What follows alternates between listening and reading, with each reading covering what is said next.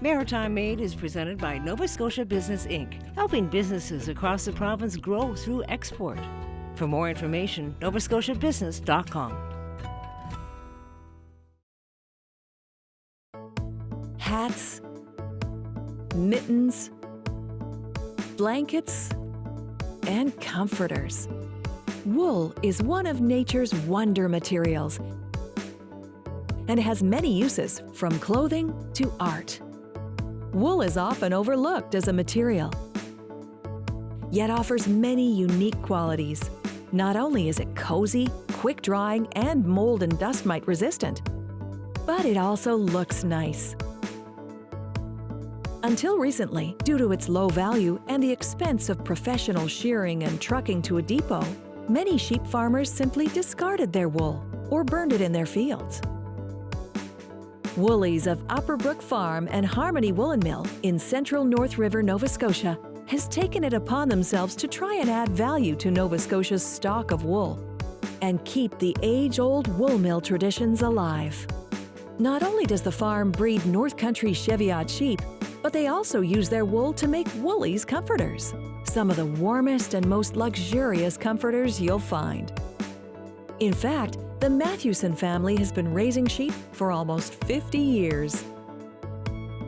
It was the family matriarch, Greta, who decided to use the Cheviot wool in comforters due to its unique ability to maintain its loft or fluffiness. The wool from each breed of sheep has different characteristics, making different wool useful for different purposes. Woolies is now a family affair and includes many sheep and wool-based products, as well as the mill for processing wool. With about 100 sheep on the farm, the wool is shorn in the early spring. This gives the sheep plenty of time to grow a new fleece by the next winter. Each year, approximately 1,200 pounds of wool is processed by the mill.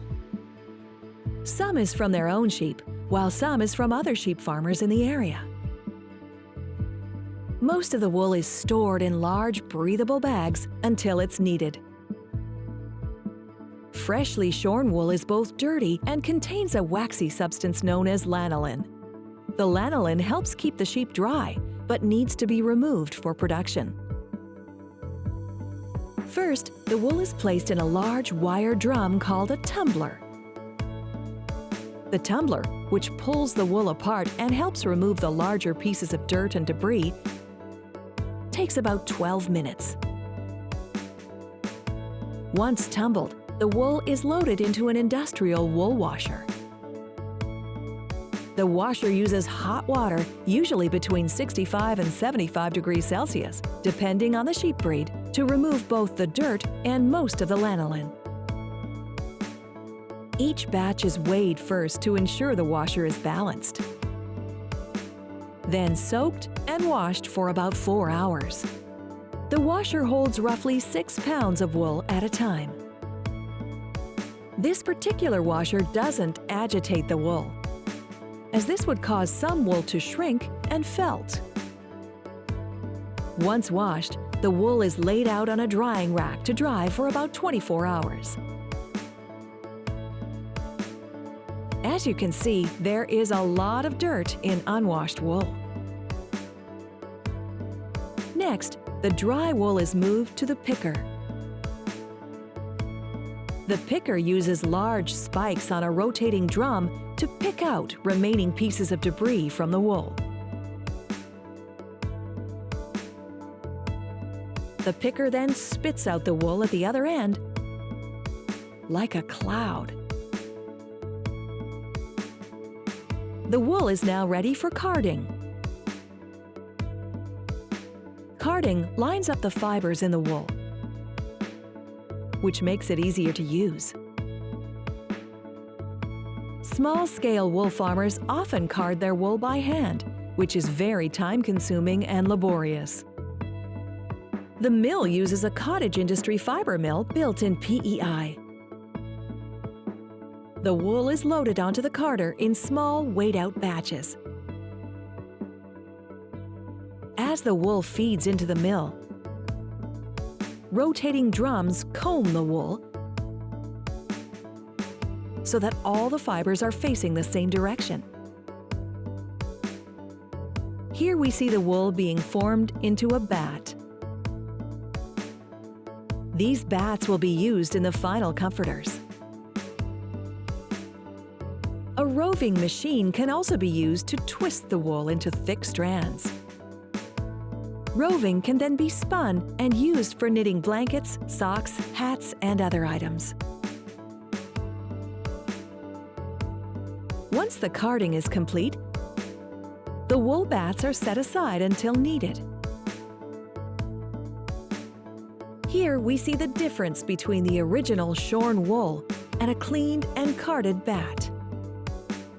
Wool will lose about 40% of its raw weight by the time it's been completely processed. A Woolies comforter starts as a bolt of unbleached cotton material. About 92 inches of material is measured out. This is the approximate length for a comforter, leaving room for billowing once the wool is added. The craftsperson lays out 2 to 3 lengths of cotton for each comforter.